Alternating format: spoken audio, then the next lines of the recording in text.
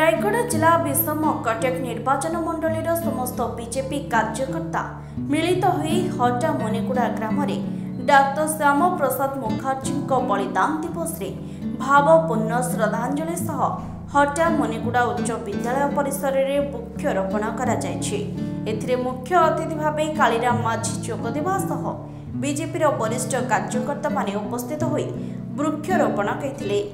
Doctor Shyam Prasad Mukherjee जनसंघर प्रतिष्ठाता एवं Bharatiya Janata party आज सरकार केंद्र रे एवं ओडिशा रे सरकार तांकर मार्गदर्शन रे आम समस्त भारतीय जनता पार्टी को एक उत्साहित होइछि।